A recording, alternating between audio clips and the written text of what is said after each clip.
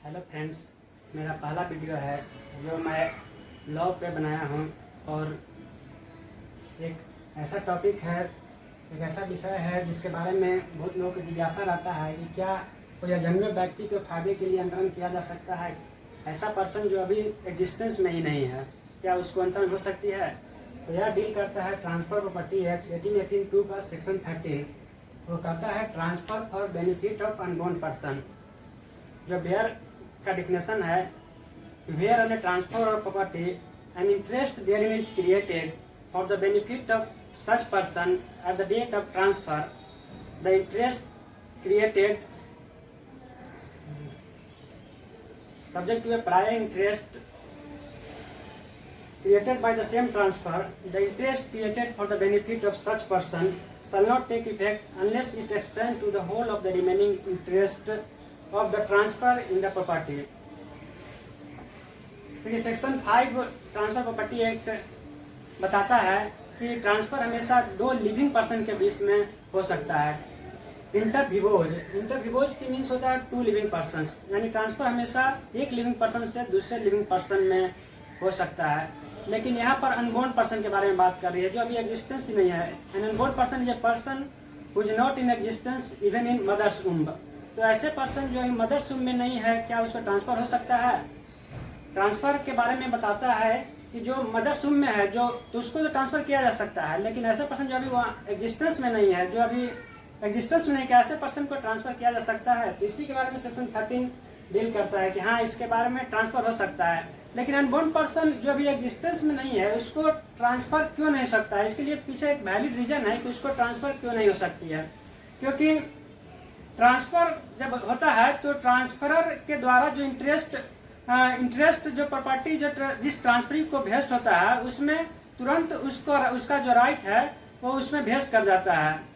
मतलब कि वो राइट और लेकिन यहाँ पर अनबोर्न पर्सन के ऐसे जो एग्जिस्टेंस में नहीं है, अगर उसको ट्रांसफर किया जाता है तो ट्रांसफर करने के बाद उसका राइट वेस्ट कहाँ होगा, वो तो एवियंस में हो जाएगा। तो ऐसे प्रॉपर्टी कंसेप्ट के खिलाफ है कि कोई प्रॉपर्टी जो ट्रांसफर हो रही है वो एवियंस में नहीं रह सकती है, मतलब उसका कोई अस्तित्व ही नहीं है, ऐसा नहीं हो सकता है। तो इसके लिए बताता है सेक्शन 13 और 14। तो 14 के बारे में तो हम आपको अगले वीडियो में बताएंगे, लेकिन 13 ये कहता है कि ऐसे प्रॉपर्टी को मतलब ट्रांसफर हो सकती है, लेकिन उसके पहले आपको प्रायर लाइफ इंटरेस्ट क्रिएट करना होगा। देखिए पहला जो एलिमेंट है बताता है there must not be direct transfer property to an unborn person. Unborn person को आप डायरेक्ट ट्रांसफर नहीं कर सकते हैं।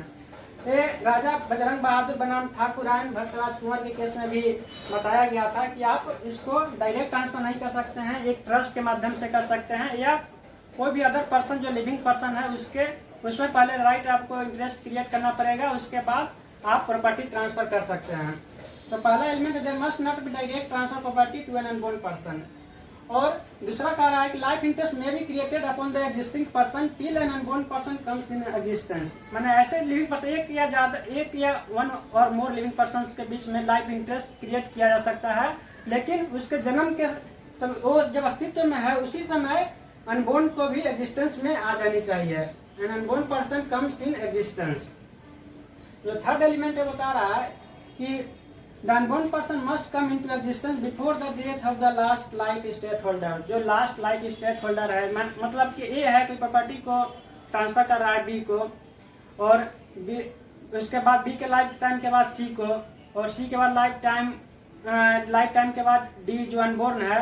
तो बी और सी के लाइफ के समय ही डी का एग्जिस्टेंस में आ जाना जरूरी है। अगर वो एग्जिस्टेंस में नहीं आता है तो वापस वो प्रॉपर्टी रिवर्ट बैक हो जाएगी, और रिवर्ट बैक होके वापस वो ए को चली जाएगी। तो the whole remaining interest must be vested to unborn person the moment he comes into existence. वो जैसे ही जन्म लेगा उसी समय whole of the remaining interest उसमें वेस्ट कर जाएगा। मतलब ऐसे अनबोर्न को जीवित पैदा होनी चाहिए, वो 1 मिनट के लिए जीवित हो तो उसके बाद उसके लीगल हेयर को जाएगा जो अनबोर्न है। अगर वो मरा हुआ पैदा होता है तो वापस वो प्रॉपर्टी जो जिसको ट्रांसफर किया था उसको रिवर्ट बैक हो जाएगा। देखिए यहाँ पर उसको हिंदी में मैंने बताया है कि जन्मे व्यक्ति के फायदे के लिए प्रत्यक्ष रूप से दिया गया अंतरण शून्य है। मतलब अगर डायरेक्ट ट्रांसफर हो रही है तब तो यहाँ पर वो आपको शून्य हो जाएगा। उसके बाद दूसरा कहता है कि अंतरण अजन्मे व्यक्ति के फायदे के लिए होना चाहिए, मैंने हमेशा वो बेनिफिट के लिए होना चाहिए। ये बताता है कि बेनिफिट के लिए मतलब जो अनबोर्न पर्सन जो एग्जिस्टेंस में भी नहीं है उसके फायदे, अगर उसको बेनिफिट के लिए माना जाता है कि वो एग्जिस्टेंस में है। ये आपको इलियट बनाम लॉर्ड जोयसी और अन्य के केस में बताया गया था कि अनबोर्न को माने कि वो एग्जिस्टेंस में है। फिर आपका चौथा कार्य पूर्विक हित की समाप्ति से पूर्व अजन्मे व्यक्ति का जन्म लेना आवश्यक है। मतलब जो प्रायर इंटरेस्ट जो क्रिएट किया गया है उसके पहले उसका जन्म ले लेना आवश्यक है। पांचवा है अंतरण संपत्ति में अंतरणकर्ता के बचे हुए संपूर्ण हित का किया जाए, माने एब्सोल्यूट इंटरेस्ट का ट्रांसफर नहीं चाहिए। जैसे अगर देखिए, अगर इसमें एक लैंडमार्क जजमेंट है गेजेस दत्त वर्सेस दाता दिन का, इसमें बताया गया कि ए है वो बी को प्रॉपर्टी ट्रांसफर करता है। बी को प्रॉपर्टी ट्रांसफर करने के बाद बी जो उसके नेफ्यू के डाउटर है, और बी के बाद उस बोला जाता है कि अगर मेल डिसेंडेंट्स होगा तो उसको तो एब्सोल्यूट ट्रांसफर है, लेकिन अगर फीमेल डिसेंडेंट्स होगा तो फीमेल डिसेंडेंट्स को जाएगा, लेकिन वो किसी को प्रॉपर्टी ट्रांसफर नहीं कर सकता है। तो यहाँ पर उसको एक लिमिट कर दिया गया। तो लिमिट करने के बाद में वो प्रॉपर्टी सी को ए के बाद सी को जाता है। तो यहाँ पर कोर्ट माना कि जो प्रॉपर्टी प्रायर इंटरेस्ट किया गया था वो लिमिट इंटरेस्ट था अनबोर्न को, इसलिए वहां पर वो वॉइड हो जाएगा, उसको प्रॉपर्टी वेस्ट ही नहीं किया था। और ये बता रहा है छठा, अजन्मे व्यक्ति जन्म लेने के दिन से संपत्ति में निहित हित प्राप्त करेगा।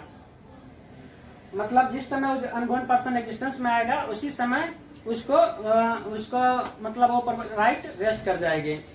तो सेक्शन 13 जो है, सेक्शन 13 का लीगल कॉन्सिक्वेंसेज क्या है? तो लीगल कॉन्सिक्वेंसेज है कि गिविंग लाइफ इंटरेस्ट, फर्स्ट इसका कॉन्सिक्वेंसेज हुआ कि गिविंग लाइफ इंटरेस्ट प्रायर जो इंटरेस्ट क्रिएट किया जा रहा है लिविंग पर्सन के बीच में, तो लिविंग पर्सन उसको एक ट्रस्टी के रूप में उस प्रॉपर्टी को केवल पोजेशन एंजॉय करेंगे और वो उसका मालिक टाइटल उसका उनका नहीं रहेगा। वो एब्सोल्यूट इंटरेस्ट ट्रांसफर होनी चाहिए। दूसरा कंसिक्वेंस कहता है एब्सोल्यूट इंटरेस्ट ट्रांसफर होनी चाहिए अनबोर्न को, ना कि लाइफ इंटरेस्ट या लिमिट इंटरेस्ट। इसी मिशेल के केस में 1925 में इंग्लैंड में भी जो नियम है उसके बाद जस्ट सेक्शन 13 जो इंडिया में रूल है उसी की तरह ये इंग्लैंड में भी है, लेकिन पहले वहाँ पर रूल था रूल अगेंस्ट डबल पॉसिबिलिटीज, दोहरी संभावना का नियम। जैसे एक अनबोर्न पर्सन को आप लाइफ इंटरेस्ट क्रिएट कर रहे हैं और दूसरे अनबोर्न पर्सन को एब्सोल्यूट इंटरेस्ट, तो पहले वहाँ चलता था, लेकिन वहाँ भी अब सेम रूल है जो अभी इंडिया में सेक्शन 13 के बारे में बताता है। वहाँ भी इस रूल को अब फॉलो नहीं किया जाता है। और आइए एक बार फिर से हम बियर को समझते हैं कि बियर में जो बात कही गई थी, where an transfer property and interest then is created for the benefit of a person who is not in existence at the date of the transfer subject to a prior interest created by the same transfer, the interest created for the benefit of such person shall not take effect unless it extends to the whole of the remaining interest in the of the transfer in the property। इसमें registration जो बताता है ये transfer property of which he is the owner to be in trust for a, मैंने एक property को transfer करता है बी को ट्रस्ट के रूप में, और एंड हिज इंटेंडेड वाइफ यानी उसकी जो पत्नी है उसके और एक के लिए successively for their life and after death of the survivor के डेथ के बाद for the eldest son of the intended marriage for life, माने उसके बाद जो उसका एल्डेस्ट सन होगा इंटेंडेड मैरिज से उसको फॉर लाइफ के लिए, and after his death for a second son, माने एक फिर सेकंड सन है उसके डेथ के बाद एक सेकंड सन के लिए। तो the interest so created for the benefit of the eldest son does not take effect, यहाँ पर इफेक्ट में नहीं आएगा because it does not extend to the whole of as remaining interest in the property, माने whole interest एक intended wife के जो elder son था फिर उस एल्डर सन के बाद दूसरे उसके पुत्र के लिए, तो यहाँ पर लिमिट इंटरेस्ट था, लाइफ इंटरेस्ट था, तो इसीलिए यहाँ पर जो यहाँ पर वैलिड नहीं रहेगा।